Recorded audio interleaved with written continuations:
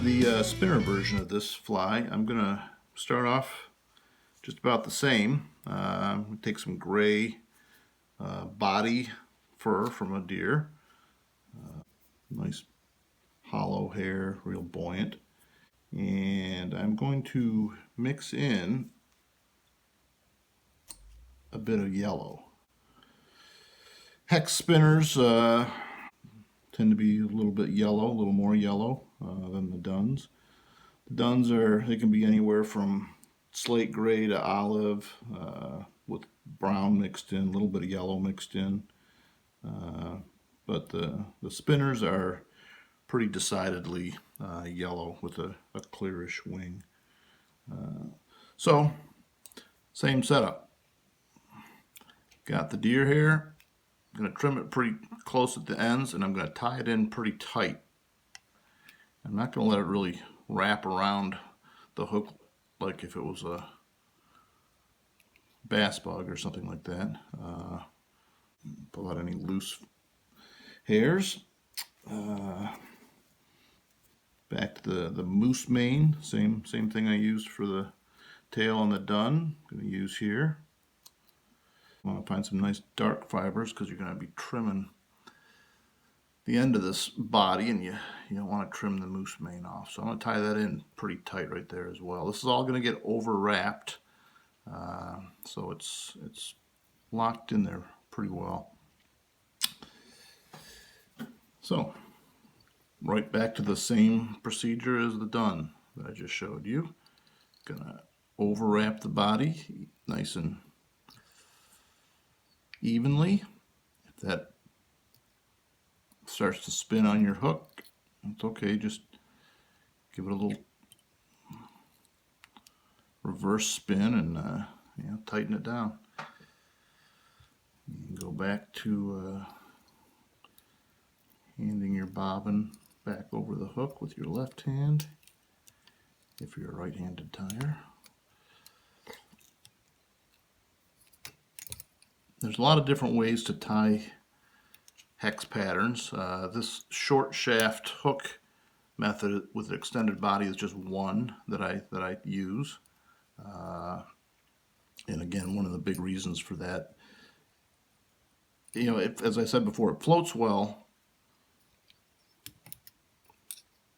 and it's strong enough to hold a fish. But I think the biggest reason that I like a short shaft hook, especially for big fish, when you're playing a big fish, long streamer hooks or even long dry fly hooks act as a lever when the fish is fighting. And the fish, I think, has a much better chance of levering that hook out of his mouth, out of his jaw, and getting off. With a short shaft hook like this, I'm a firm believer that you'll lose fewer fish. Fish won't throw the hook quite as readily because they don't have that long hook shaft as a lever to allow them to work that out of their mouth.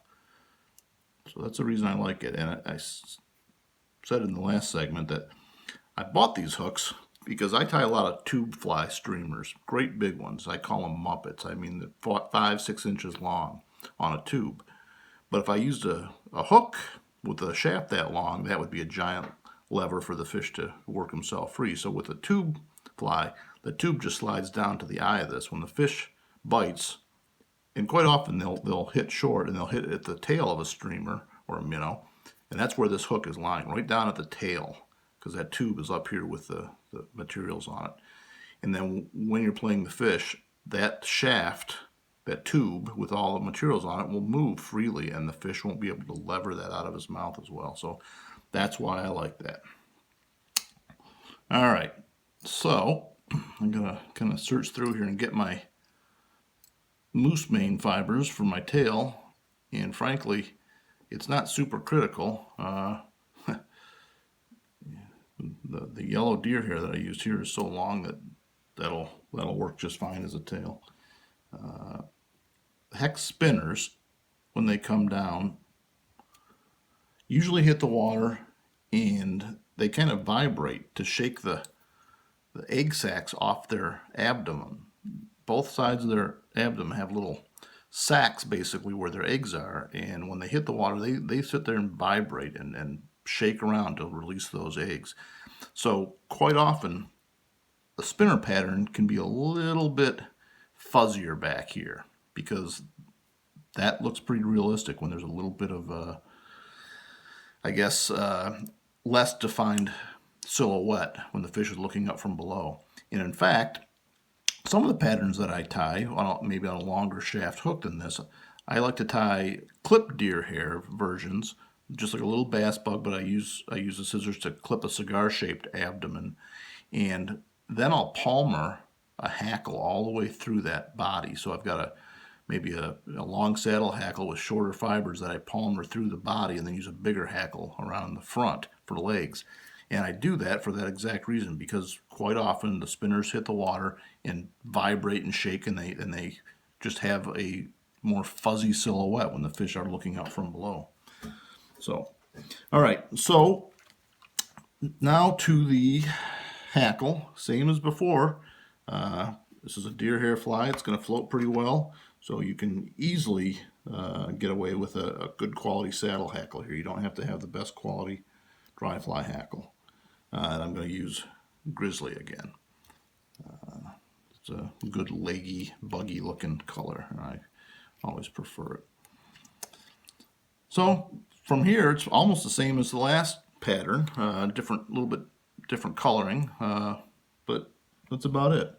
So on a spinner, there's all different ways to do it. You could go right back to that same synthetic I used on the last fly. You could use a white version of that, and that would work great. You can use soft hackles. You can use all different things. You can use synthetics. You can make a splayed wing with more deer hair that'll really float well. I like to use kind of a white colored synthetic material like this. This is called Zelon.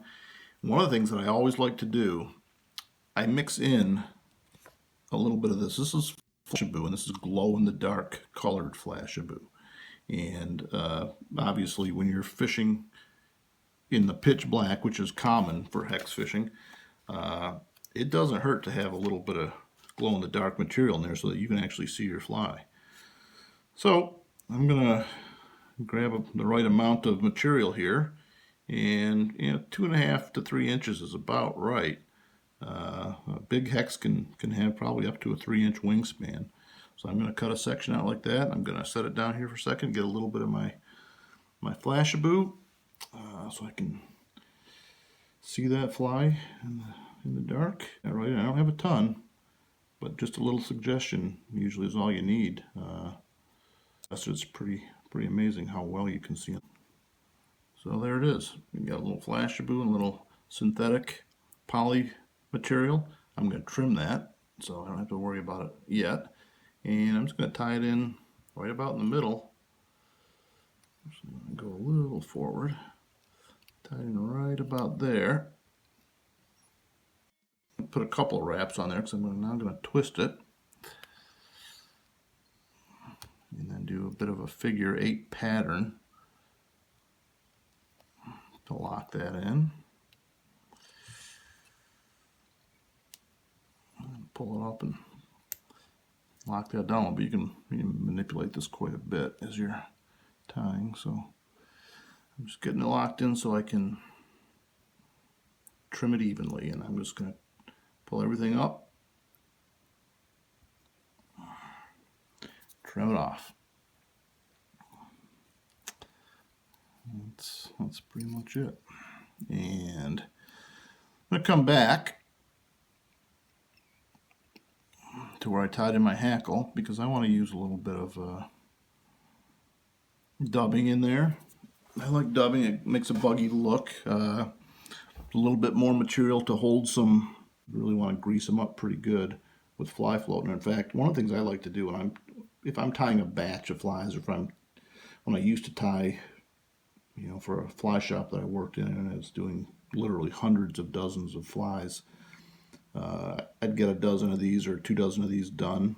I'd line them up and spray them really good with Scotch Guard. really works well to make them buoyant. But obviously on the river you're going to probably put on some fly floating, and that'll work just good. And so that's one of the reasons I like to use a little bit of dubbing here. And I'm using the same color I used before. You can vary it, use a little bit more yellow if you want to, but this has got enough yellow mixed into it. It's got enough little sparkle material mixed into it. You know, it's kind of a mix of some synthetic sparkle poly dubbing, a little bit of rabbit. I like to kind of mix and match to get the custom color that I want. And you know, part of the reason for this is just to make some underbody, to create some bulk, so that when I wrap my hackle forward, it looks good. And this is how I like to keep most of my my dubbing. I've got a few of these boxes, and I just drill holes in each one and packed in the dubbing material from the fly shop. And I can pick out whatever I want. And actually what I do pretty often is pick out a couple different colors and mix them up and kind of blend them to get the custom color that I want. So that's it. So you got the dubbing on there. It's looks pretty good. And I'm just gonna get a couple wraps behind that poly wing, and I'm gonna just make a few wraps right in front. I'm gonna try and keep it really kind of tight so that I'm not crowding the eye, and get the last couple wraps right up close to the eye. And did a little figure eight through that to kind of help lock those wings in place. Unravel when you're in the cradle, so I put a whip finish in there. So that's it. Tied back in. I'm gonna put a couple wraps in here, put a couple wraps behind, zigzag it in and out. Again, you've got these really long, high quality saddle hackles. It makes it easy to do this because you've got plenty to hold on to. And this is not a super fussy fly to tie, and certainly not super fussy to fish with, so load it up with hackle. You want it, provides good flotation. Lock that in, pull everything back, lock it in nicely. A couple of whip finishes.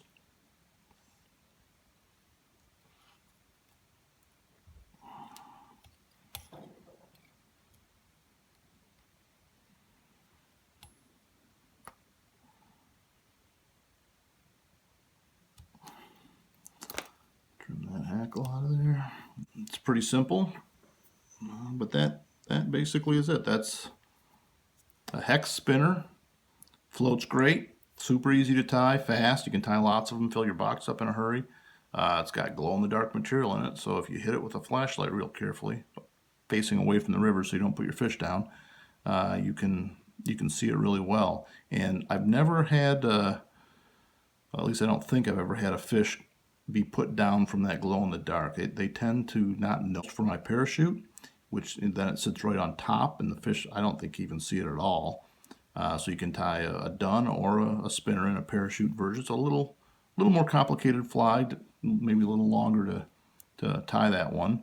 This is a super simple, super easy fly to tie, and I like them. You can fill your box up in a hurry. I'll usually put a drop of head cement there, and right back here where I did this. So there it is. There's a hex dun and a hex spinner. They're easy. They're effective in hundreds and hundreds of fish on that pattern. One of the two. Probably the easiest pattern that I tie for hexes. So there it is. Spinner, done. Hex fishing made easy. Good luck out there.